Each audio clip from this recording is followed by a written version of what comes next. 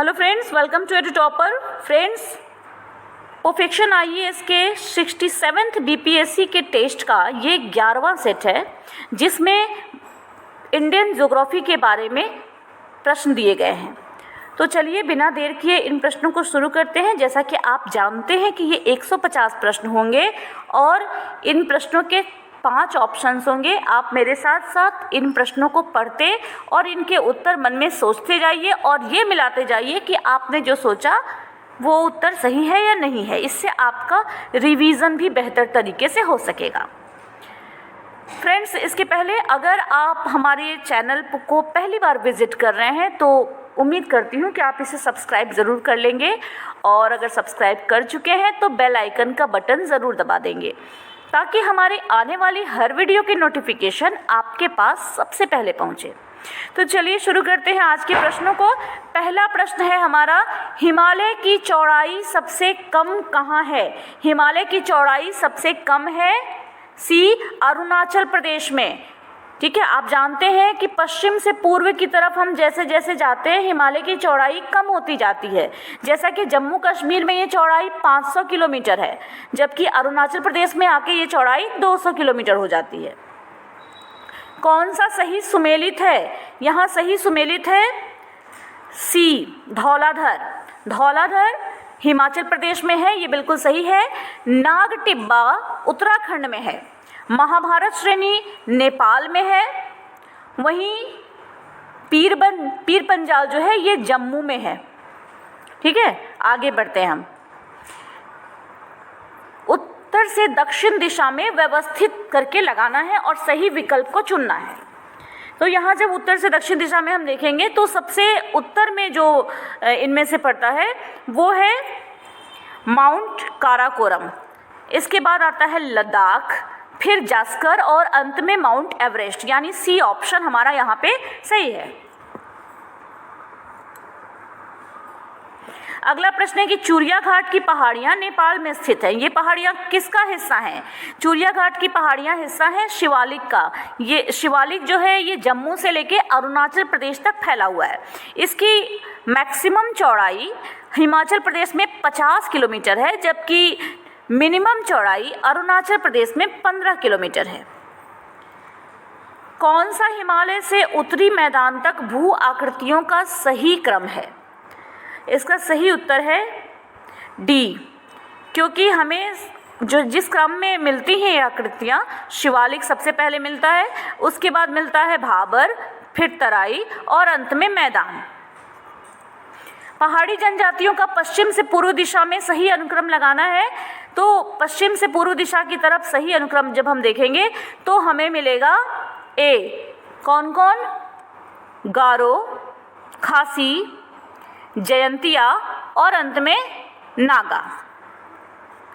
रेगुड़ शब्द का किस अर्थ में उपयोग किया जाता है? रेगुड़ शब्द का उपयोग किया जाता है काली कपासी मृदा के लिए, यानी ब्लैक कॉटन सॉइल के लिए। ब्लैक सॉइल को रेगुड़ सॉइल भी कहते हैं। इसमें कॉटन की खेती बहुत ही अच्छी होती है। मेनली ये महाराष्ट्र, सौराष्ट्र, उत्तरी कर्नाटक, इन सब जगहों पे पाया जाता है।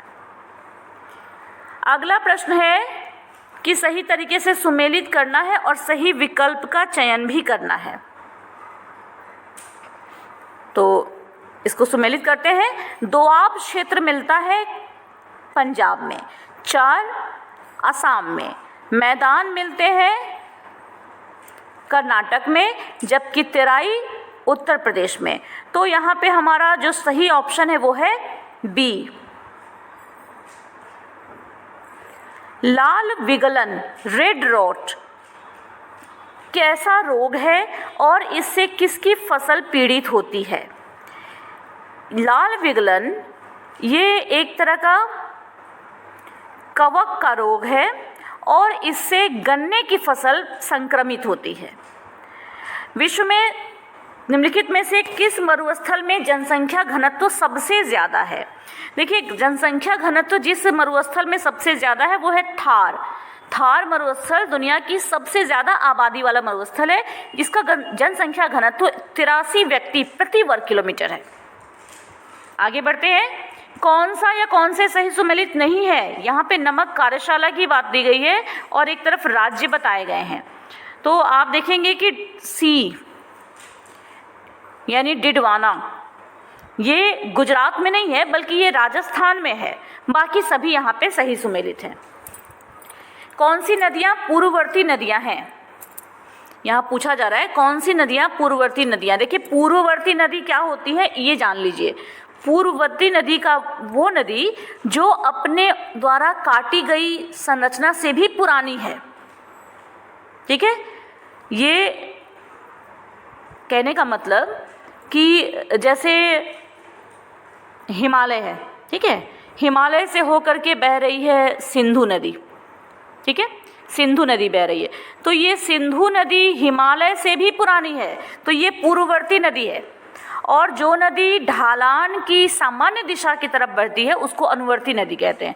यहाँ पूछा जा रहा है कि इनमें से कौन पूर्ववर्ती नदी है, तो यहाँ आप देखेंगे कि जो ऑप्शंस हैं इनमें सुबनसिरी, सतलज, कोसी, ये तीनों के तीनों नदियाँ पूर्ववर्तीय नदियाँ हैं, ठीक है। इसीलिए यहाँ पर हमारा आंसर क्या होगा, ऑप्शन ई। निम्नलिखित को सही सुमेलित कीजिए और सही विकल्प का चयन कीजिए। एक तरफ पर्वतीय पास यानी माउंटेन पास दिए गए हैं, दर्रे के बारे में दिया गया है, और दूसरी तरफ राज्य दिया गया है। सही सुमेलित करना है इसको। जोजिला दर्रा है जम्मू कश्मीर में, लिपुलेख दर्रा मिलता है उत्तराखंड में, शिपकीला हिमाचल प्रदेश और नाथुला सिक्किम, यानी हमारा सही उत्तर हो गया डी 4312। भारत का सबसे पूर्वी बिंदु कौन सा है, भारत का सबसे पूर्वी बिंदु, तो अगर मैं आपको यहाँ पे एक टेंटेटिव सा मैप बना के दिखाऊं, ठीक है, तो यहाँ आपको पता है कि हिमाचल प्रदेश है इधर, ये हिमाचल प्रदेश का जो हिस्सा है यही भारत का सबसे पूर्वी बिंदु है। ये है किबिथू, किबिथू अरुणाचल प्रदेश के अंजौ जिले में एक छोटा सा गांव है। यहीं पर से लोहित नदी भारत में प्रवेश करती है। अगला प्रश्न है, इनमें से कौन सा कथन सही है, तो हम जब सारे ऑप्शंस को पढ़ेंगे तो हमें पता चलेगा बी यानी पिपली घाट अरावली पर्वत श्रृंखला में एक दर्रा है, ये सही है। 16वां प्रश्न है कि निम्नलिखित द्वीपों को उत्तर से दक्षिण दिशा के सही क्रम में व्यवस्थित कीजिए और सही विकल्प का चयन कीजिए। सही आंसर है इसका बी, उत्तर से दक्षिण दिशा की तरफ जाएं हम तो सबसे उत्तर में इनमें से हमें मिलता है मध्य अंडमान, इसके बाद फिर हमें मिलता है Little Andaman, then after Car Nicobar और अंत में ग्रेट निकोबार। आगे बढ़ते हैं। भोरघाट दर्रा किनके बीच स्थित है, भोरघाट दर्रा मुंबई और पुणे के बीच स्थित है। वहीं मुंबई और नासिक के बीच कौन सा दर्रा स्थित है, मुंबई और नासिक के बीच स्थित है थाल घाट। आगे बढ़ते हैं। तटीय मैदानों के संबंध में कौन सा सही नहीं है, तटीय मैदानों के संबंध में हम अगर बात करें तो यहाँ पे कथन डी यानी पश्चिमी तटीय मैदान गोवा में सबसे संकरा है, ये सही नहीं है। देखिए पश्चिमी तटीय मैदान निमज्जन तट है और यहाँ का जो महाद्वीपीय शेल्फ है ये काफ़ी चौड़ा है लेकिन तट काफ़ी नैरो है, तट काफ़ी संकरा है। लेकिन इसका सबसे ज़्यादा संकरा पार्ट जो है वो कर्नाटक में है, न कि गोवा में है। आगे बढ़ते हैं। इनमें से कौन सा लक्षद्वीप का सबसे छोटा द्वीप है, लक्षद्वीप का सबसे छोटा द्वीप है ए बित्रा। बित्रा द्वीप सबसे छोटा है, इसका क्षेत्रफल मात्र 0.12 किलोमीटर स्क्वायर है। सोचिए कितना छोटा होगा ये। आगे बढ़ते हैं।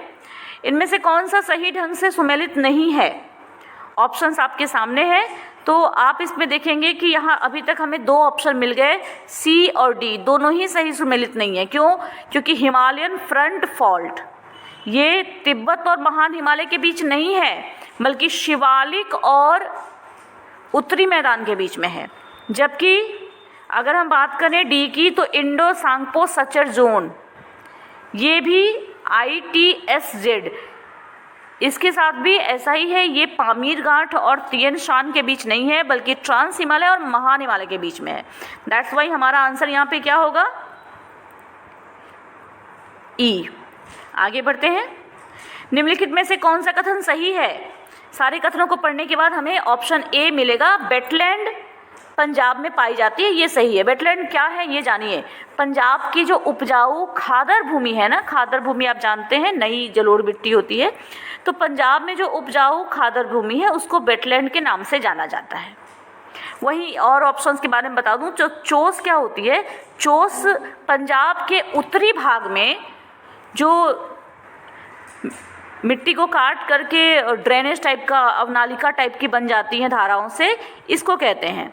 वहीं ढांड कहते हैं राजस्थान में प्लाया झीलों को, ठीक है, इनका उपयोग नमक निकालने के लिए किया जाता है। आगे बढ़ते हैं।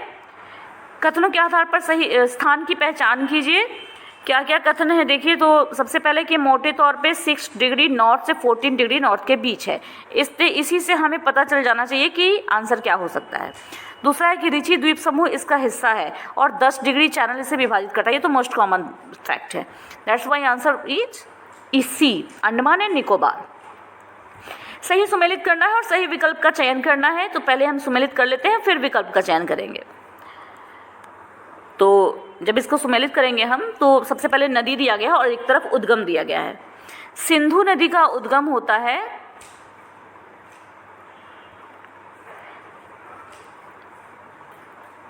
ये बोखर चू, एक 1 का डी। सतलुज नदी का उद्गम होता है राकसताल से। झेलम नदी निकलती है कश्मीर की घाटी के दक्षिण पूर्वी भाग के पीर पंजाल की तलहटी में वेरीनाग से, और रामगंगा निकलती है गढ़वाल की पहाड़ियों से। इसलिए हमारा आंसर यहाँ क्या सही होगा, ए। अगला प्रश्न है, इन नदियों में का कौन सा समूह गोदावरी की दाएं तट की सहायक नदियां हैं? तो सारे ऑप्शंस को देखने के बाद हमें मिलेगा बी, मनेर, प्रवरा, मंजरा, ये गोदावरी की दाएं तट की सहायक नदियां हैं। कौन सी नदियां केरल से होकर बहती हैं? केरल से होकर बहने वाली नदी इसमें से है पंबा और पेरियार, ये दोनों ही केरल की नदियां हैं। बाकी की बात कर लें तो जो बाकी की दोनों नदियां हैं ये केरल की नदी नहीं है। वहीं पंबा नदी जो है ना, ये इलायची पहाड़ियों से निकलती है, बेमना झील में गिरती है। वहीं पेरियार अन्नामलाई से निकलती है और ये केरल की दूसरी सबसे बड़ी नदी है। तो आंसर होगा हमारा ई। आगे बढ़ते हैं। कौन सा या कौन से सही सुमेलित नहीं हैं नदियां और उनके उद्गम स्थान? तो एक एक करके देखते हैं। जब देखेंगे ये भी सही है, वैगई सही है। यहाँ पे सी, काली नदी, ये झाबुआ मध्य प्रदेश से नहीं निकलती है बल्कि ये उत्तरी कन्नड़ जिले से निकलती है, और माही नदी निकलती है झाबुआ मध्य प्रदेश से, यानी option C is correct answer. इन कथनों के आधार पर नदी की पहचान करनी है। ये छत्तीसगढ़ के धमतरी जिले से निकलती है। शिवनाथ इसकी बाएं तट की सहायक नदी है। निचले क्षेत्र में नौवहन संभव है। क्या आंसर होगा इसका? इसका सही आंसर है डी, महानदी। इसके साथ ही महानदी के बारे में आपको बता दूं कि तेल, जोंक, ओंग महानदी की दाहिने किनारे की सहायक नदियां है। इसकी लंबाई है 851 किलोमीटर। मध्य प्रदेश, छत्तीसगढ़ और उड़ीसा से होकर ये गुजरती है। निम्नलिखित को उत्तर से दक्षिण दिशा में व्यवस्थित करके सही विकल्प का चयन करना है। आंसर है बी। क्यों? क्योंकि सबसे उत्तर में इसमें हमें जो मिलेगा वो मिलेगा मेवाड़ का पठार, इसके बाद मालवा पठार, फिर विंध्य श्रेणी और अंत में मिलता है सतपुड़ा श्रेणी। कौन सा सही सुमेलित नहीं है इनमें से?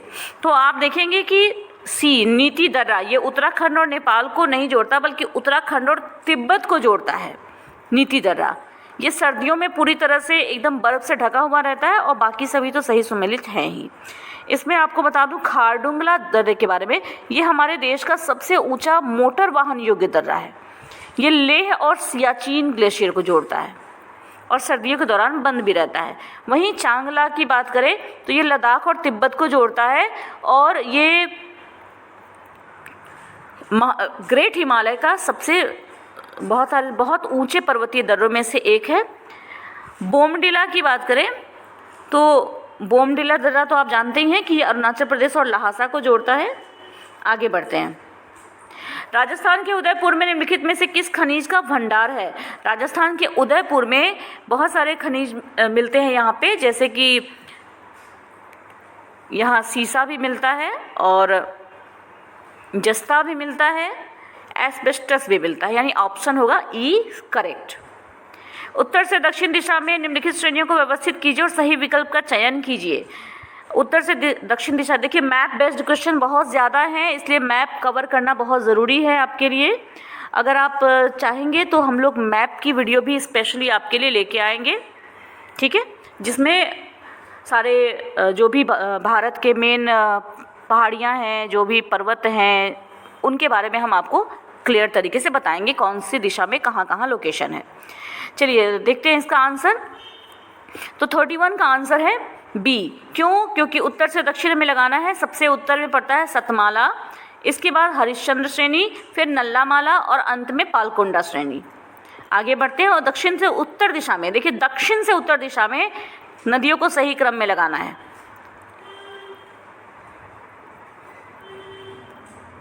आंसर क्या होगा? आंसर होगा बी। क्यों? क्योंकि वैगई सबसे दक्षिण में है, इसके बाद पलार, फिर पेनेरू और अंत में कृष्णा नदी जो सबसे ज़्यादा उत्तर में है, इसलिए आंसर क्या है? बी। कौन सा राज्य अभ्रक का सबसे बड़ा उत्पादक है? अभ्रक का सबसे बड़ा उत्पादक है आंध्र प्रदेश। आंध्र प्रदेश अभ्रक का सबसे बड़ा उत्पादक है। मणिपुर में उखरुल इनमें से किस खनिज के लिए प्रसिद्ध है? सही जवाब है सी, क्रोमाइट के लिए। क्रोमाइट जो होता है ना, ये आयरन और क्रोमियम का ऑक्साइड होता है। इसका काफ़ी व्यापक तरीके से धातुकर्म, रिफैक्ट्रीज और केमिकल इंडस्ट्रीज में उपयोग इसका होता है। संक्षारण प्रतिरोधी क्रोम, ठीक है, इस चढ़ाने का उपयोग इसका मेन है। अगर बात करें इसके प्रोड्यूसर की तो ओडिशा अकेले 90% से ज़्यादा क्रोमाइट का उत्पादन करता है। आगे बढ़ते हैं हम। कौन सही सुमेलित नहीं है? तो देखेंगे कि ए, मोनेल मेटल, ये तांबा चांदी नहीं है, बल्कि तांबा और निकल को बनाकर इसका निर्माण होता है। अगले प्रश्न पे चलते हैं। दिए गए कथनों के आधार पर कोयले के प्रकार की पहचान कीजिए। ऊष्मीयमान राख सामग्री जितना ही उच्च होता है और नमी की मात्रा करीब 15% तक होती है। झारखंड इस प्रकार के कोयले का प्रमुख उत्पादक है। सही उत्तर है बी, बिटुमिनस। नेक्स्ट प्रश्न है कि निम्नलिखित अधिनियमों को अधिनियम के उनके वर्ष के अनुसार कालानुक्रम में व्यवस्थित कीजिए। यहाँ पे इसका जो सही उत्तर होगा वो होगा ए। क्यों? क्योंकि वन्यजीव संरक्षण अधिनियम सबसे पहले, इसके बाद वन संरक्षण, फिर पर्यावरण संरक्षण अधिनियम, इसके बाद वन अधिकार अधिनियम और अंत में राष्ट्रीय हरित प्राधिकरण NGT।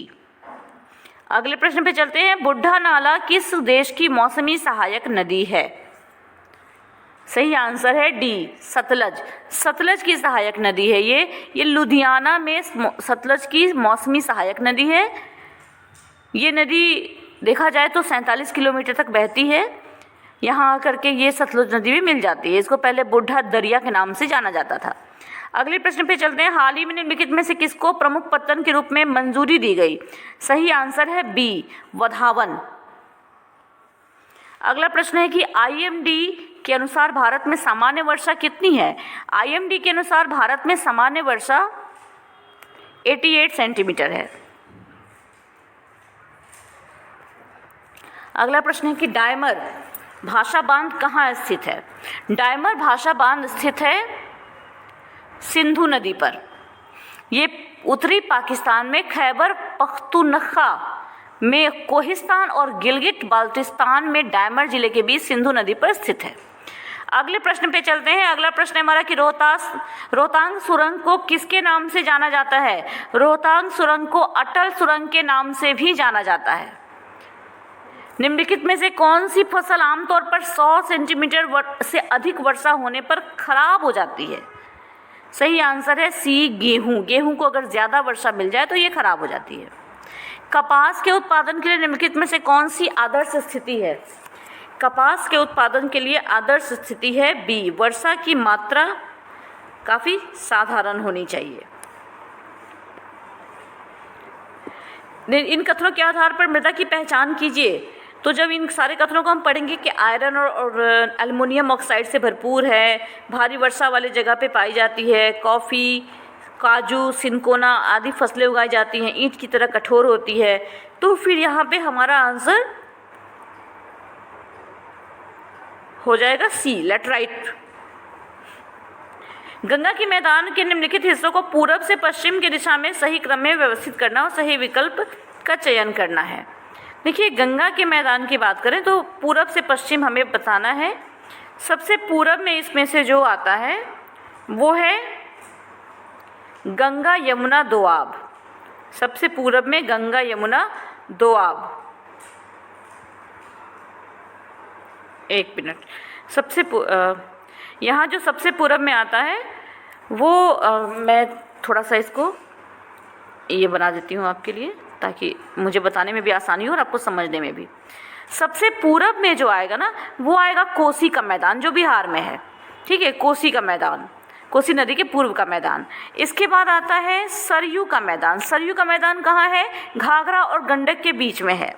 इसके बाद तीसरे नंबर पे आएगा अवध का मैदान। अवध के मैदान का क्या है? ये गोमती नदी के दोनों तरफ है।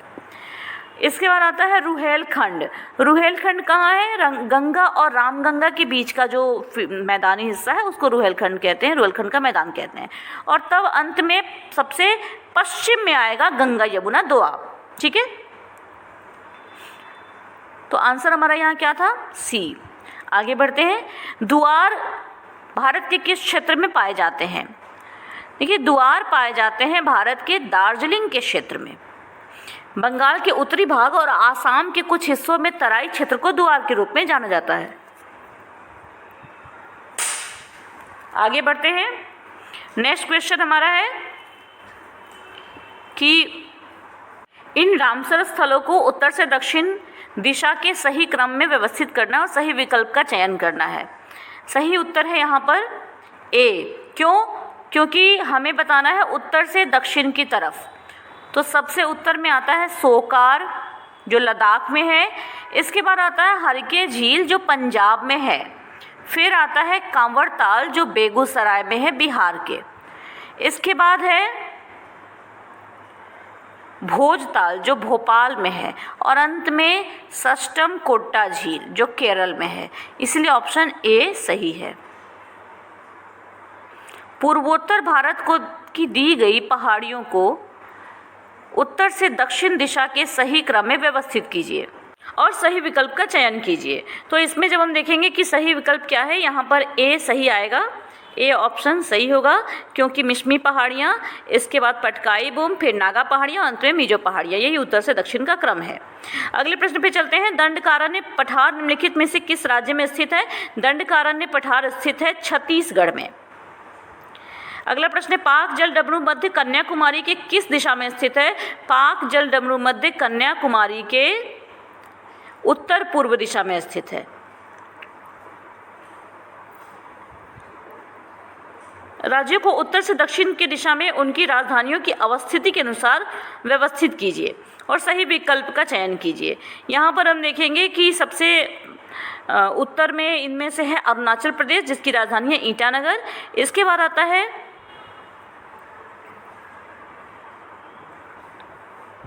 आपका ये मेघालय, जिसकी राजधानी है शिलोंग।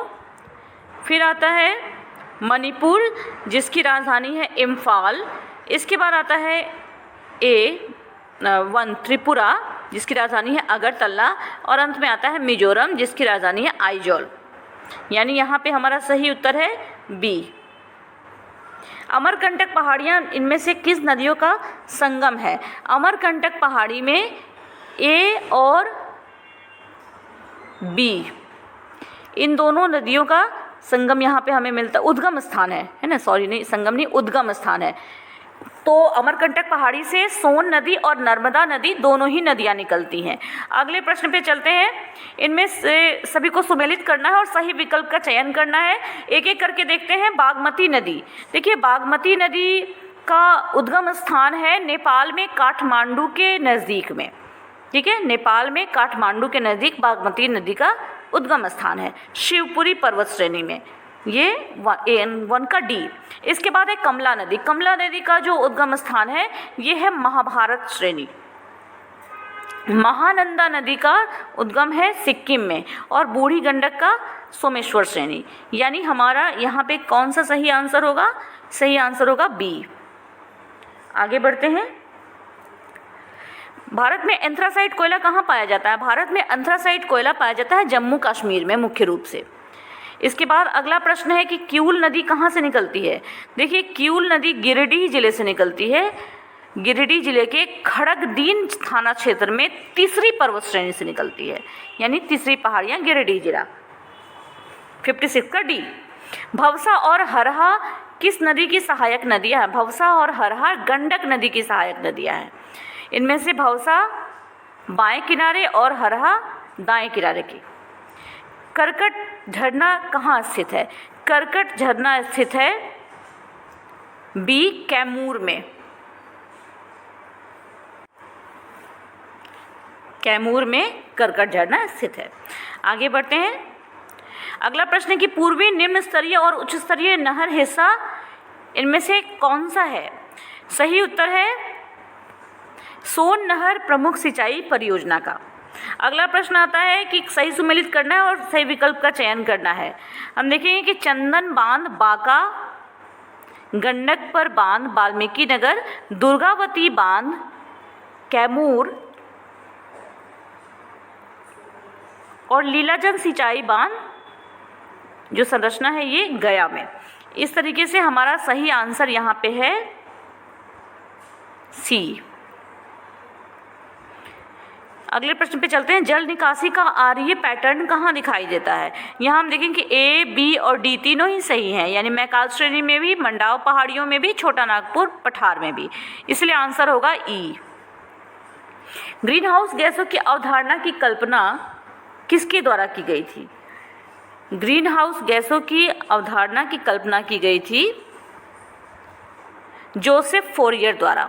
ये फ्रांस के थे, ये फ्रांसीसी मैथमेटिशियन और भौतिक विज्ञानी थे। इन्हें ही ग्रीन हाउस इफेक्ट की खोज का भी क्रेडिट दिया जाता है।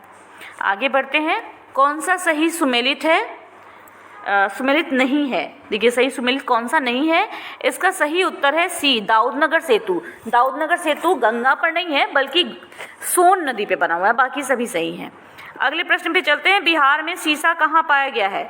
बिहार में सीसा पाया जाता है ए, बांका में। बिहार में पायराइट कहाँ पाया जाता है? बिहार में पायराइट पाया जाता है रोहतास में।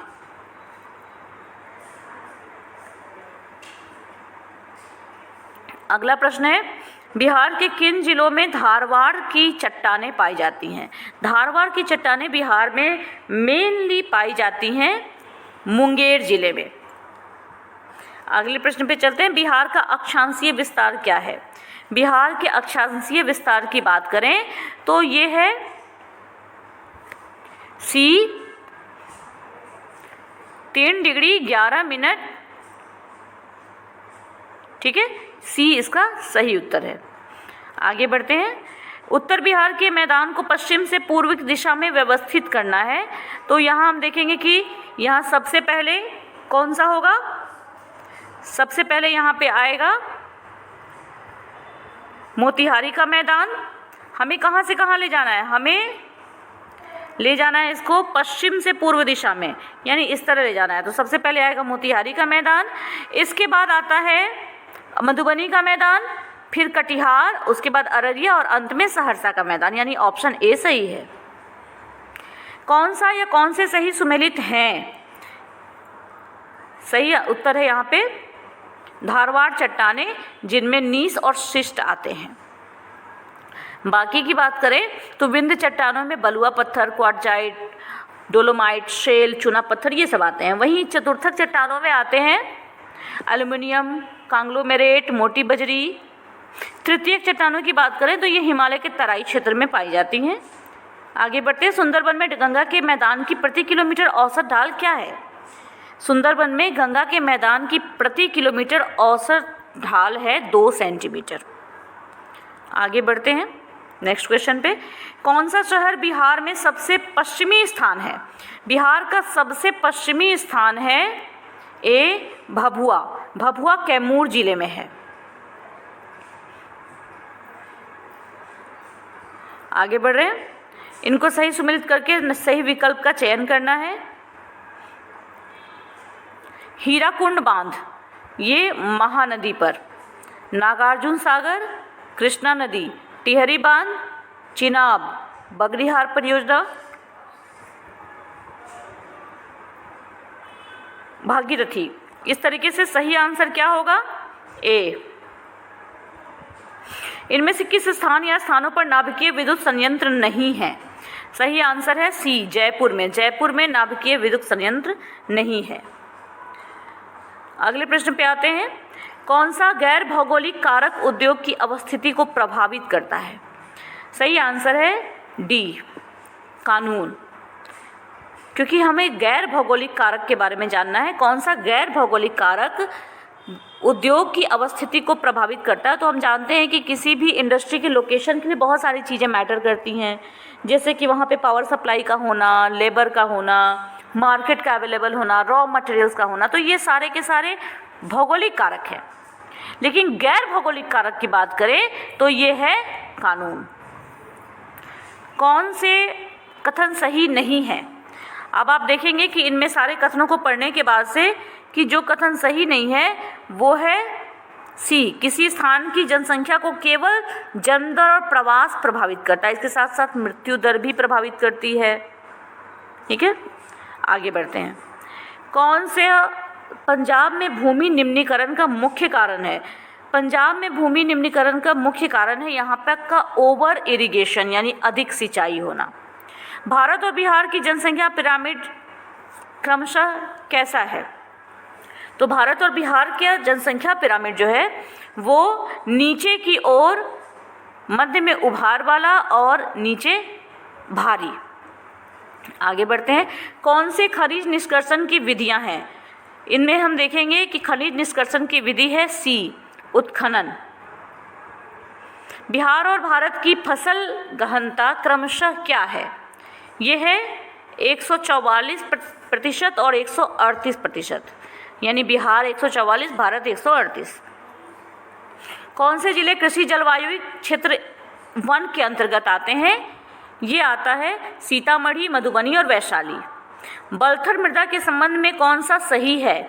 बलथर मिट्टी के बारे में ये बात सही है कि ये लाल और पीली मिट्टी के रूप में भी इसको जाना जाता है। छोटा नागपुर और दक्षिण गंगा के मैदान के बीच में संक्रमणकालीन क्षेत्र में इसका विकास हुआ था। इसका सही उत्तर है ए, कैमूर पठार से लेकर राजमहल पहाड़ियों के बीच में एक संकरी पेटी में ये पाई जाती है। अगले प्रश्न पे चलते हैं। ऊसर मृदा किस जिले में पाई जाती है? बिहार के बारे में पूछा जा रहा है। ऊसर मृदा पाई जाती है सिवान जिले में। अगला प्रश्न है कि NIFA निफे संदर्भित करता है किसको? NIFA निफे किसे संदर्भित करता है? ये संदर्भित करता है पृथ्वी की अंतरतम परत को। आगे बढ़ते हैं। कौन सा तत्व पृथ्वी की परपटी में क्रमशः उच्चतम और निम्नतम मात्रा में पाया जाता है? इसका सही आंसर है डी, ऑक्सीजन और मैग्नीशियम। ऑक्सीजन की मात्रा हम जानते हैं कि पृथ्वी की परपटी में 46%, जबकि मैग्नीशियम की मात्रा 2.4% के आसपास पाई जाती है। आगे बढ़ते हैं हम। 85वां क्वेश्चन है कि सही सुमेलित करना है और सही विकल्प का चयन करना है। तो इसमें हम देखेंगे शोधकर्ताओं का नाम है और मानसून के संदर्भ में विभिन्न प्रकार के सिद्धांत दिए गए हैं।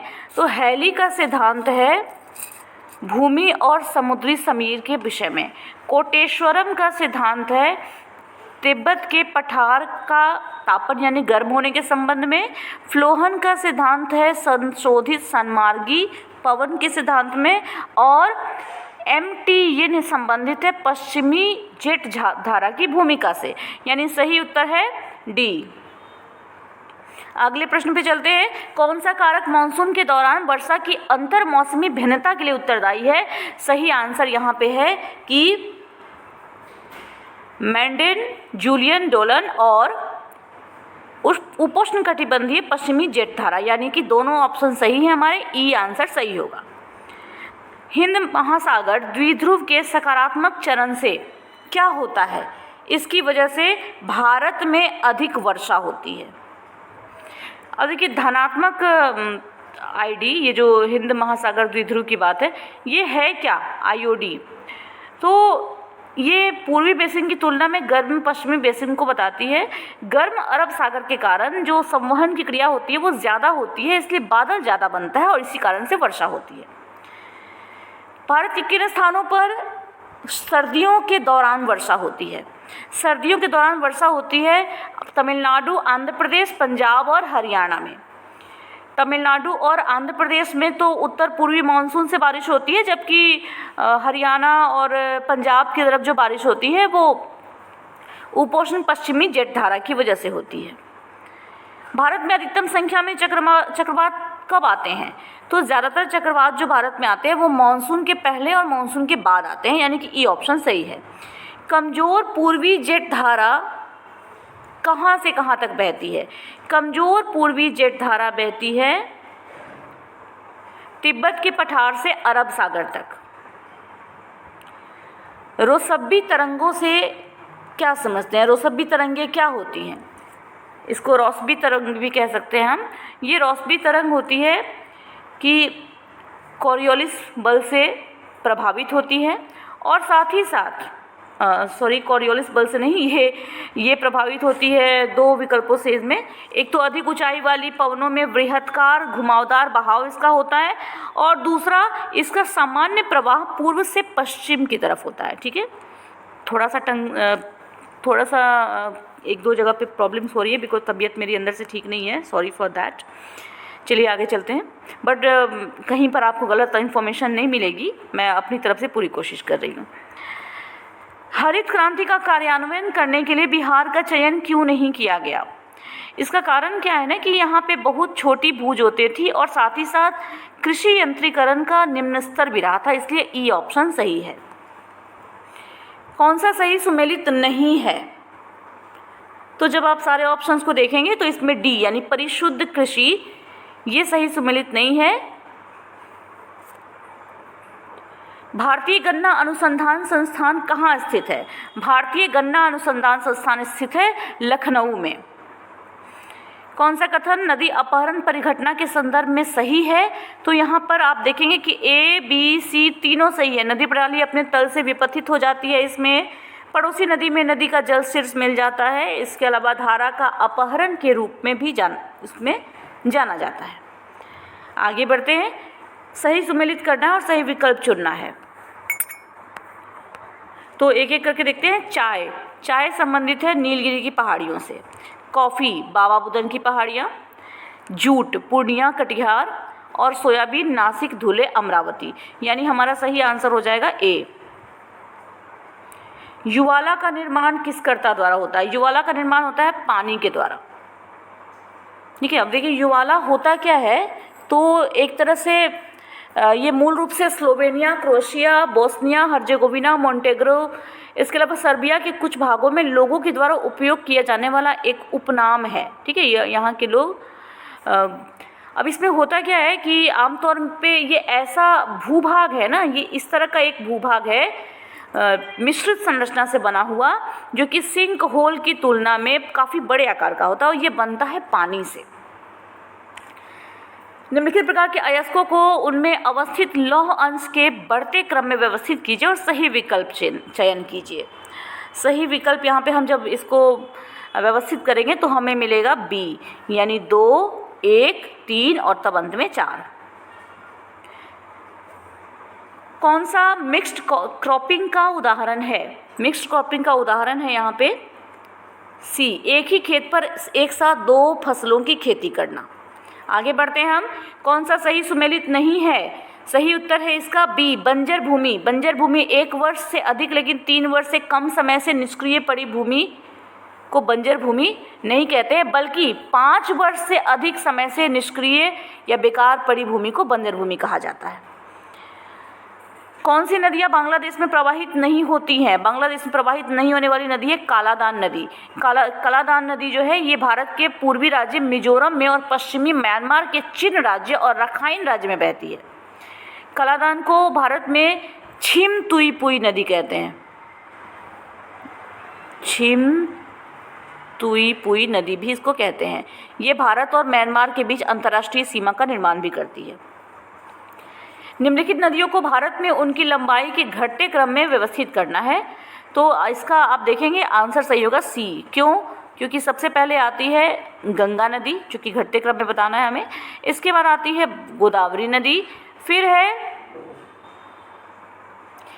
कृष्णा नदी और इसके बाद यमुना नदी और फिर आती है सिंधु नदी। मैं बता रही हूँ कि भारत में नदी की जो लंबाई है उसके हिसाब से बताना है हमें।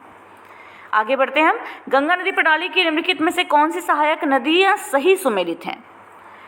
सही आंसर है इसका सी, क्योंकि अलकनंदा और धौली गंगा ये दोनों ही विष्णुप्रयाग में मिलती हैं। आगे बढ़ते हैं हम, या थोड़ा सा मैं रुकिए आपको यहाँ का बता दूँ। अलकनंदा और पिंडार नदी जो है ये दोनों मिलती है कर्णप्रयाग में, ठीक है। अलकनंदा और मंदाकिनी मिलती है नंद प्रयाग में। अलकनंदा और धौली गंगा तो मैंने आपको बता ही दिया विष्णुप्रयाग में मिलती है। अलकनंदा और गंगा ये दोनों मिलती हैं रुद्रप्रयाग में, देवप्रयाग में, रुद्र नहीं यहाँ देवप्रयाग होगा, ठीक है, देवप्रयाग, और यहीं से गंगा नाम होता है। एक्चुअली ये गंगा से नहीं भागीरथी से यहाँ पे मिलती है, जहाँ से इसका नाम गंगा पड़ता है। ब्रह्मपुत्र नदी प्रणाली के बारे में कौन सा सही नहीं है? ब्रह्मपुत्र नदी की प्रणाली के बारे में तीस्ता ब्रह्मपुत्र से असम में मिलती है, ये सही नहीं है, क्योंकि तीस्ता नदी ब्रह्मपुत्र से मिलती है पूर्वी हिमालय से निकल करके भारतीय राज्य सिक्किम और पश्चिम बंगाल से बहते हुए बांग्लादेश में प्रवेश करती है और बांग्लादेश में जा करके ये फुलछारी में जमुना नदी में मिल जाती है और बांग्लादेश में ब्रह्मपुत्र को जमुना नदी के नाम से जाना जाता है, हम लोग ये जानते हैं। अगले प्रश्न पे चलते हैं। कौन सा बांध कावेरी नदी पर है? कावेरी नदी पर बांध है कृष्णा राजा सागर बांध। अगला प्रश्न है कि गंगा की निम्नलिखित में से कौन सी सहायक नदियां अपने मिलन स्थान के साथ सही सुमेलित है? तो इसमें हम देखेंगे कि इसमें ये बी और डी ये सही सुमेलित है, बाकी दोनों गलत है। तो हमें बताना है कौन सी सुमेलित है, इसलिए आंसर हो जाएगा ई। बिहार का कौन सा नगर या शहर कर्क रेखा के निकटतम स्थित है? कर्क रेखा के निकट स्थित होने वाला शहर है शेरघाटी। बिहार में शेरघाटी कर्क रेखा का निकटतम शहर है। पूर्वी समर्थित माल भाड़ा गलियारे पश्चिमी डीएफसी गलियारे के साथ कहाँ मिलता है? ये मिलता है खुर्जा में, बी खुर्जा में। जब आप सासाराम जिले से किशनगंज तक सड़क मार्ग से जाते हैं तो उन पर निम्न शहर पड़ते हैं। इनमें पड़ने वाले शहरों को किस क्रम में ये पड़ते हैं उसमें व्यवस्थित करना है। तो इसका जो आंसर है वो है बी। क्यों? क्योंकि सबसे पहले पड़ेगा सासाराम, फिर आता है अरवल, फिर आएगा जहानाबाद, उसके बाद खगड़िया, फिर आएगा सहरसा और तब अंत में आएगा अररिया। इसलिए ऑप्शन बी करेक्ट है। आगे चलते हैं। सिमलीपाल राष्ट्रीय उद्यान कहाँ स्थित है? सिमलीपाल राष्ट्रीय उद्यान स्थित है ओडिशा में। ओडिशा के मयूरभंज जिले में है ये एक बाघ अभयारण्य और राष्ट्रीय उद्यान है। भारत किस देश के साथ दूसरी सबसे लंबी सीमा साझा करता है? चीन के साथ। भारत की चीन के साथ जो सीमा साझा होती है इसकी लंबाई है 3488 किलोमीटर। ऐसे सबसे ज़्यादा लंबी सीमा तो बांग्लादेश के साथ साझा होती है 4096 किलोमीटर। नेपाल के साथ सीमा बहुत ज़्यादा साझा नहीं होती है, ठीक है। और रही बात पाकिस्तान की, तो पाकिस्तान के साथ 3323 किलोमीटर की सीमा साझा करता है। निम्नलिखित में से कौन सी दक्षिण भारत की सबसे ऊंची चोटी है? सही आंसर है बी, अनाईमुडी। ये केरल में स्थित है। इसको दक्षिण का हिमालय भी कहते हैं। कौन सा सही सुमेलित नहीं है? सीमा का नाम दिया गया है और देश का नाम दिया गया है। बी सही है, ऑप्शन बी सही है, क्योंकि ये सही सुमेलित नहीं है। डूरन लाइन जो है ये अफगानिस्तान और पाकिस्तान के बीच की अंतर्राष्ट्रीय सीमा है। अगला प्रश्न है, धसान नदी किस नदी की सहायक नदी है? धसान नदी ए बेतवा नदी की सहायक नदी है। कौन सा या कौन से रामसर स्थल हैं इनमें से? तो यहाँ भी आप देखेंगे कि ए और सी दोनों ही सही है, यानी सोकार झील और भोजताल ये दोनों सही है। रामसर स्थल के बारे में बता दूं आपको कि 2 फरवरी 1971 को आर्द्र भूमियों के संरक्षण यानी वेटलैंड्स के संरक्षण और सतत उपयोग के लिए अंतर्राष्ट्रीय संधि की गई थी, जो कि ईरान के रामसर शहर में इसको हस्ताक्षर इस पे किया गया था। इसीलिए इसके तहत जो भी वेटलैंड को दर्जा दिया जाता है वो रामसर स्थल का दर्जा दिया जाता है। आगे बढ़ते हैं। हिम तेंदुआ राज्य पशु है कौन से राज्य का? हिम तेंदुआ हिमाचल प्रदेश का राज्य पशु है। विश्व कछुआ दिवस 2020 के अवसर पर कछुआ संरक्षण के उद्देश्य से कौन सा मोबाइल ऐप लॉन्च किया गया? ये ऐप लॉन्च किया गया था कूर्मा। भारत के कितने जैवमंडल आरक्षित क्षेत्र विश्व जैवमंडल आरक्षित क्षेत्र नेटवर्क में शामिल हैं? सही उत्तर है सी 12। भारत के 18 जैवमंडल आरक्षित क्षेत्रों में से 12 ऐसे हैं जो यूनेस्को की मैन एंड बायोस्फीयर यानी MAB कार्यक्रम की सूची के आधार पर विश्व जैवमंडल आरक्षित नेटवर्क का हिस्सा हैं। इनमें जो सबसे रिसेंट रहा है वो पन्ना राष्ट्रीय उद्यान मध्य प्रदेश रहा है। अगला प्रश्न है, माजगवा खान किसके लिए प्रसिद्ध है? माजगवा खान प्रसिद्ध है हीरे के लिए। माजगवा खान कहाँ है? ये मध्य प्रदेश में है। जनजाति और राज्य का निम्नलिखित में से कौन सा युग्म सही सुमेलित नहीं है? जनजाति और राज्य का इसमें से जो युग्म सही सुमेलित नहीं है वो है ए, थारू। थारू जनजाति मध्य प्रदेश में नहीं है, बल्कि थारू जनजाति सबसे ज़्यादा उत्तराखंड में, स्पेशली उत्तराखंड के उधमनगर में है। अगला प्रश्न है कि महानंदा अभयारण्य कहाँ स्थित है? ये बंगाल में स्थित है। कलरव पक्षी महोत्सव कहाँ मनाया गया? देखिए, ये बिहार का पहला पक्षी महोत्सव मनाया गया जिसका नाम था कलरव। इसको मनाया गया जमुई जिले के नागी नकटी पक्षी अभयारण्य में। किन भारतीय राज्यों की बांग्लादेश के साथ साझा अंतर्राष्ट्रीय सीमा नहीं है इनमें से? तो इनमें है ए, मणिपुर। मणिपुर की साझा अंतर्राष्ट्रीय सीमा नहीं है, बल्कि मणिपुर, मिजोरम, नागालैंड, अरुणाचल प्रदेश की सीमा म्यांमार से मिलती है, जबकि बांग्लादेश के साथ पश्चिम बंगाल, असम, मेघालय, त्रिपुरा और मिजोरम की सीमा साझा होती है। निम्नलिखित को सही सुमेलित कीजिए और सही विकल्प का चयन कीजिए। तो इनको जब हम मैच करेंगे तो क्षेत्र और राज्य को मैच करना है। यहाँ पे बघेलखंड संबंधित है मध्य प्रदेश से, कुट्टूनाड केरल, सौराष्ट्र गुजरात और राढ़ पश्चिम बंगाल। यानी हमारा सही उत्तर होगा ए। भारत का सबसे लंबा राष्ट्रीय राजमार्ग कौन सा है? भारत का सबसे लंबा राष्ट्रीय राजमार्ग है NH-44। ये उत्तर में श्रीनगर से दक्षिण में कन्याकुमारी तक जाने वाला भारत का सबसे लंबा राष्ट्रीय राजमार्ग है। इसकी लंबाई की बात करें तो ये 3745 किलोमीटर है। ये लगभग 11 राज्यों से गुजरता है और 30 शहरों को जोड़ता है आपस में। आगे बढ़ते हैं। हाँ, एक राजमार्ग है यहाँ पे NH-27, इसके बारे में आपको बता दूं। ये भारत का राष्ट्रीय राजमार्ग है और ये 3507 किलोमीटर लंबा है। इसको भारत के पूर्वी भाग की ऐसा समझिए कि इसको भारत की वित्तीय नब्ज कहते हैं, ठीक है, क्योंकि ये भारत के पूर्वी भाग को पश्चिमी भाग से जोड़ता है। 7 राज्यों और 47 शहरों को एक दूसरे से ये जोड़ता है। आगे बढ़ते हैं हम लोग। कौन सा खनिज मोनोजाइट रेत में पाया जाता है? मोनोजाइट रेत में जो खनिज पाया जाता है वह है थोरियम। किस जिले में सोने की खान नहीं है? रायपुर जिले में सोने की खान नहीं है, बाकी तीनों में सोने की खान है।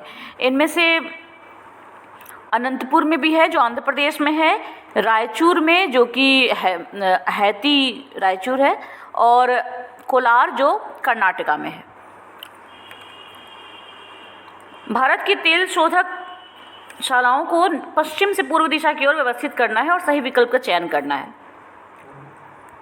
इसमें आपका सही विकल्प होगा बी, क्योंकि कोयली गुजरात, मथुरा उत्तर प्रदेश, हल्दिया पश्चिम बंगाल और बोंगईगांव आसाम, ये हमारा सही क्रम होगा। कौन सी प्रायद्वीपीय नदियों की विशेषताएं नहीं हैं? देखिए, प्रायद्वीपीय नदी की विशेषता जो नहीं है वो है डी, प्रायद्वीपीय नदियाँ पूर्ववर्ती नहीं होती हैं, ठीक है, प्रायद्वीपीय नदियाँ पूर्ववर्ती नहीं होती हैं। आगे बढ़ते हैं। मासिनराम में भारत में सामान्यतः सबसे अधिक वर्षा होती है, ये कहाँ स्थित है? मासिनराम स्थित है खासी पहाड़ियों में, मेघालय में है ये तो हम जानते हैं, लेकिन ये खासी पहाड़ियों में स्थित है।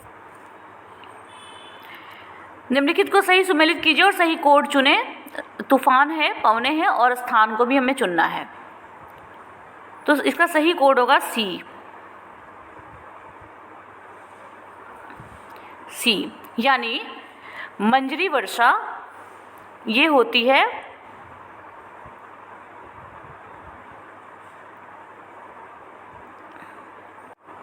केरल में, आम्र वर्षा ये होता है कर्नाटक, नॉर्वेस्टर बंगाल और आसाम, एंड लू बिहार। आगे बढ़ते हैं। भारतीय मॉनसून के बारे में कौन सा कथन सही है? तो जब सारे कथनों को हम पढ़ेंगे तो हमें मिलेगा कि ऑप्शन बी और सी दोनों सही है कि अरब सागर शाखा 3 भागों में बंट जाती है। कौन कौन से 3 भाग होते हैं इसके? तो एक तो पश्चिमी घाट के द्वारा, ठीक है, एक तरफ मुंबई में, और एक तीसरी चली जाती है सौराष्ट्र प्रायद्वीप और कच्छ की तरफ, ठीक है, और दूसरी की अराकान की पहाड़ियाँ बंगाल की खाड़ी शाखा को भारत लाने में महत्वपूर्ण भूमिका निभाती है। बादल फटने से आप क्या समझते हैं? बादल फटने का क्या मतलब होता है? बादल फटने का मतलब होता है कि ये अल्प अवधि में काफ़ी कम समय में काफ़ी ज़्यादा बारिश होती है। कौन सा उष्णकटिबंधीय सदाबहार वनों की विशेषताएं नहीं हैं? सही उत्तर है डी, मृदा में कम मात्रा में जीवांश होना। ये उष्णकटिबंधीय सदाबहार वनों की विशेषता नहीं है। आगे चलते हैं। कौन सा या कौन से कथन वनस्पति के संदर्भ में सही है? ए सही है कि हिमालय की दक्षिणी ढलानों पर उत्तरी ढलानों की तुलना में सघन वनस्पति आवरण है। मैंग्रोव वनों के संबंध में कौन सा सही है?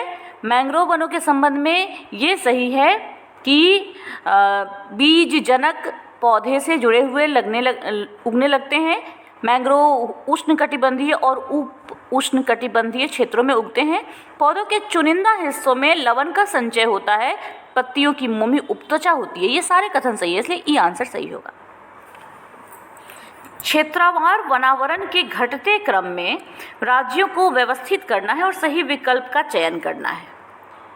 यहाँ पे ऑप्शन बी सही है, क्योंकि जब हम इसको घटते क्रम में व्यवस्थित करेंगे तो हमें सबसे पहले मिलेगा मध्य प्रदेश, इसके बाद आएगा अरुणाचल प्रदेश, फिर छत्तीसगढ़, फिर उड़ीसा और अंत में महाराष्ट्र। चंदन किसका उदाहरण है? चंदन उदाहरण है पर्णपाती वन का। इसको एस एल्बम के नाम से भी जाना जाता है। सुमेलित करना है और सही विकल्प को चुनना है। परियोजनाएं हैं और शुरू होने का वर्ष है। बाघ परियोजना शुरू हुई है 1972 में, हाथी परियोजना 1992 में, हिम तेंदुआ परियोजना ये शुरू हुई है 2009 में और माइक परियोजना शुरू हुई है 2003 में। इस हिसाब से हमारा सही उत्तर हुआ बी। राष्ट्रीय हरित प्राधिकरण द्वारा निम्नलिखित में से किन अधिनियमों को निर्णित किया जाता है? तो बी और सी दोनों सही हैं। जैव विविधता अधिनियम 2002 और पर्यावरण संरक्षण अधिनियम 1986 दोनों ही सही हैं।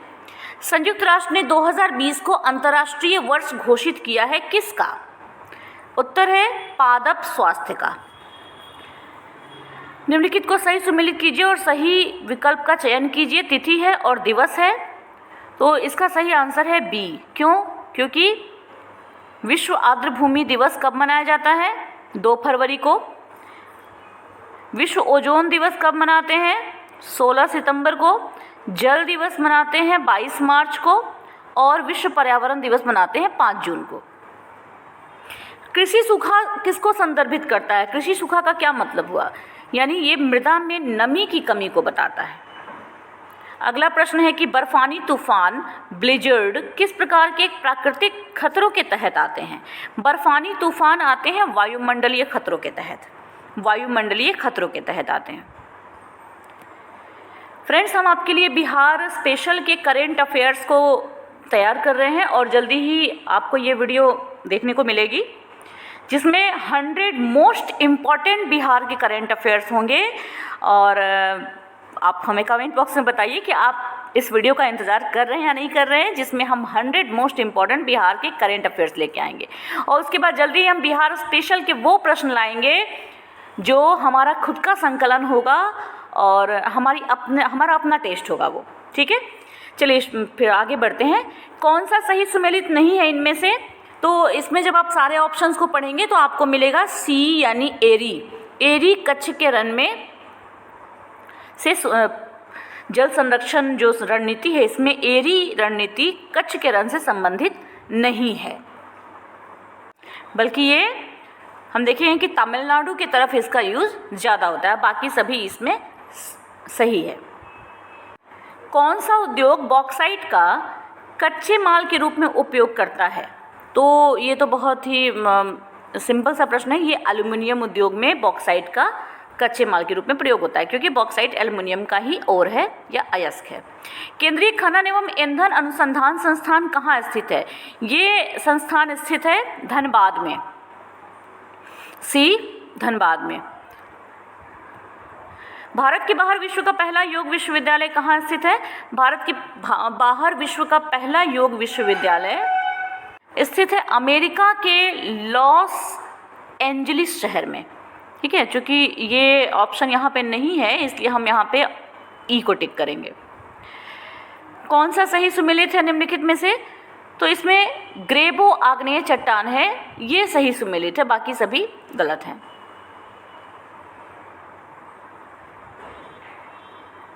हाँ, थोड़ा यहाँ बता दूँ कि नीस चट्टान जो है ये कायांतरित चट्टान है। इसी तरीके से बलुआ पत्थर है ये अवसादी चट्टान है, यानी ये भी गलत है। और झावा जो है ये भी आग्नेय चट्टान है। अंतिम प्रश्न है हमारा आज के सेट का कि पुनपुन नदी कहाँ से निकलती है? पुनपुन नदी निकलती है छोटा नागपुर पठार से। ठीक है, छोटा नागपुर पठार से निकलती है। इस तरह से झारखंड के पलामू जिले से निकल के भारतीय राज्य झारखंड और बिहार के चतरा, औरंगाबाद, गया और पटना से होते हुए भी ये बहती है और फतुहा में आके गंगा में मिल जाती है।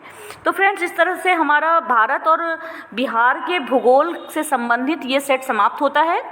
आप हमारे वीडियो को लाइक करें, कमेंट करके हमें बताएं, अपना फीडबैक दें, अपनी बातें कहें, इम्प्रूवमेंट सुझाएं हमें, और साथ ही साथ वीडियो को शेयर भी करें अपने दोस्तों के साथ। Thank you.